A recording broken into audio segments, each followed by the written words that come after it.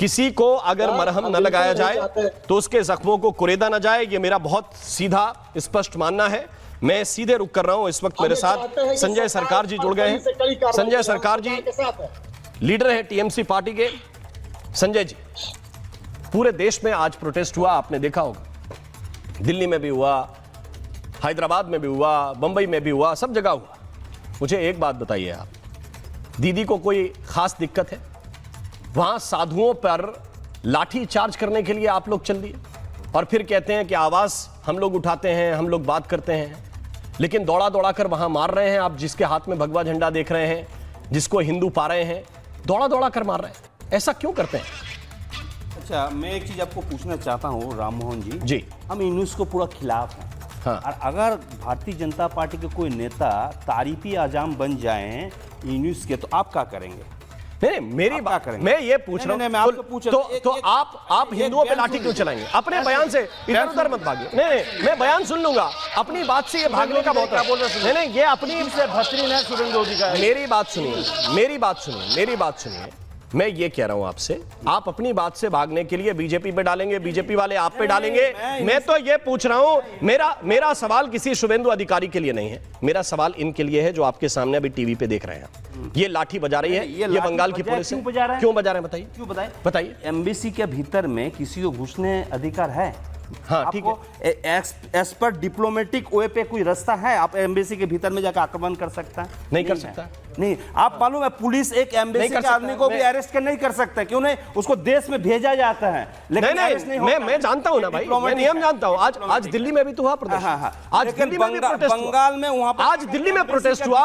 ये मुट्ठी भर लोग इतनी पुलिस के सामने, आपको लग रहा है संजय सरकार सामने तो देख लीजिए, ये मैं कोलकाता की तस्वीरें दिखाई है भाई। अंदर जाने का क्या जरूरत? कौन सा अंदर? बाहर कीजिए ना, तो आपको बाहर बैरिकेड लगा के रोक दीजिए।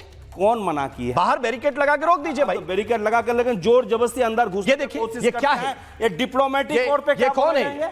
ना डिप्लोमेटिक, ये कौन लोग हैं भाई? डिप्लोमेटिक ओर से क्या बोला जाएंगे? नहीं, मैं तो ये पूछ रहा हूं, अंदर आप वो एम्बेसी का प्रोटेक्शन आपका अधिकार है, लेकिन लोगों को हटाने का भी एक तरीका है ना। हम पहले उसको मना कर दिया गया, आप इस तरफ हंगामा नहीं कर सकते हैं, ठीक है, लेकिन आप जोर जबरदस्ती हंगामा कर। अगर शुभेंदु अधिकारी अगर बोला जाएंगे, वो तारीफी आजान बन जाएंगे जो यूनुस दीदी से, यूनुस का सरकार बेहतरीन है, तो ये आपको नहीं लगता Bharatiya Janata party dual game कर रहे हैं कहीं पर? नहीं लग रहा है विजय जी? मैंने क्या करता हूं, आप भारतीय जनता पार्टी एक भी स्टेटमेंट दिए हैं? आप बताइए, नहीं दिए हैं कोई भी। प्रधानमंत्री से लेकर हिंदू के ऊपर अत्याचार हो, अगर आप सरकार नहीं चला पा रहे, आप छोड़ दीजिए, 72 घंटे दीदी प्रधानमंत्री हो जाएंगे, 72 घंटे के अंदर बांग्लादेश का मैप निकल जाएंगे और हिंदुस्तान के 29 स्टेट बन जाएंगे। 28 स्टेट है और एक स्टेट है, 29 स्टेट बना देंगे दीदी। हम दावा को सच कह सकता हूं, लेकिन भारतीय जनता पार्टी का वहां पर व्यापार करने के लिए चला जाता है। ये कौन पावर सप्लाई करेंगे? आप मेरी बात, मैं विजय जी आपको रिस्पॉन्ड कर रहे हैं, लेकिन एक बात आप समझ लीजिए, आज दिल्ली के दूतावास के बाहर हजारों लोग थे और आपसे सैकड़ों लोग नहीं संभाले गए। आप लाठी चला रहे हैं उनके ऊपर। दिल्ली में एक जगह मैंने लाठी चलती हुई नहीं देखी। ये हजारों, और विश्व हिंदू परिषद के घोषित कार्यकर्ता आए थे, वहां तो बहुत सारे साधु संत भी पहुंचे थे, यहां तो विश्व हिंदू परिषद के कार्यकर्ता थे। और देखिए जरा, ये दिल्ली के बाहर की तस्वीर है। यहां भी वही नियम लागू होंगे जो कोलकाता में लागू होंगे। लेकिन विजय जी, एक बात मुझे बताइए, क्या आपकी सरकार कर रही है? ये सारे लोग पूछ रहे हैं, कौन से कूटनीतिक रास्तों का इस्तेमाल आप लोग कर रहे हैं इन हालात से हिंदुओं को बचाने के लिए? विजय जी? देखिए राम मोहन जी, सबसे पहले तो मैं संजय जी की बात का जवाब दे दूं, कितने मुझे दुख हो रहा है कि किस तरह से बचाव कर रहे हैं जो निर्दोष लोग हैं और जो निहत्थे लोग हैं। प्रतीकात्मक वहां विरोध करने के लिए सड़क पर खड़े हुए हैं, साधु संत खड़े हुए हैं। ये साधु विरोधी, संतों के विरोधी सरकार किस तरह से लाठीचार्ज कर रही है, आपने भी देखा कि एम्बेसी के अंदर का है क्या कोई सीन? आप विजुअल लगातार दिखा रहे हो, तो टीवी के ऊपर किस तरह से असत्य बात ये संजय जी चला रहे हैं। तो ये चाल चरित्र और चेहरा टीएमसी का दिख गया कि ये हिंदू विरोधी है, ये हिंदुस्तान के सनातन विरोधी हैं, ये राम विरोधी हैं।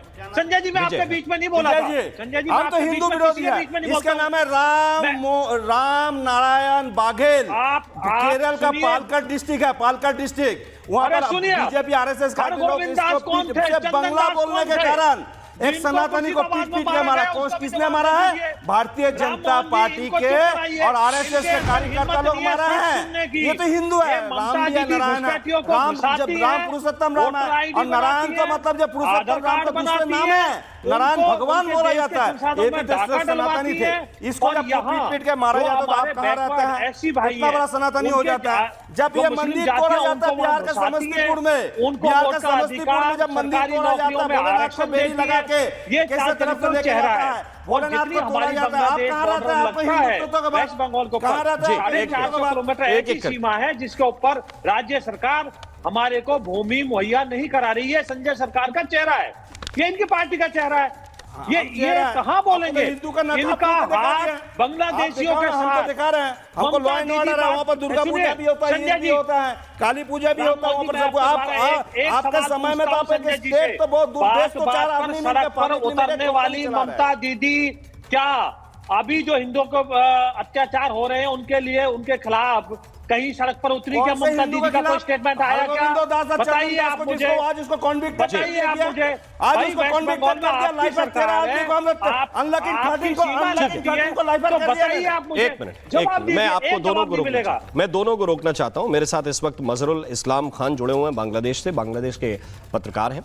खान साहब जी, ऐसी सिचुएशन, सर ऐसी सिचुएशन बांग्लादेश के माहौल के कर्मियां भारत पर पहुंच गए, दिल्ली पर पहुंच गए जी।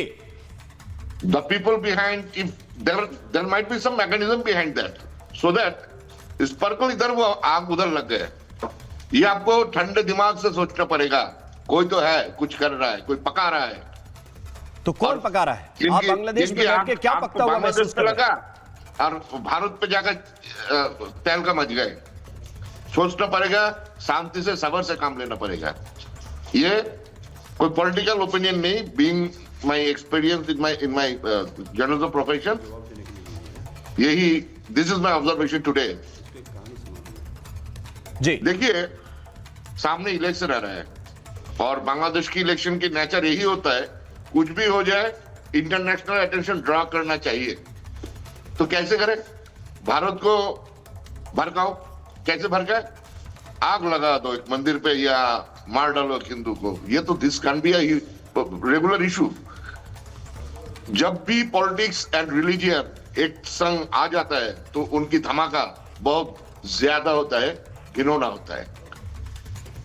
सो हमको ये सॉर्ट आउट करना है, क्योंकि we are the voice of the people, fourth स्तंभ है हम, ये मीडिया।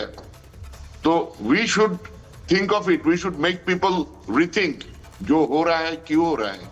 हेट स्पीच कौन स्प्रेड कर रहा है, उन लोगों को आइडेंटिफाई करना चाहिए।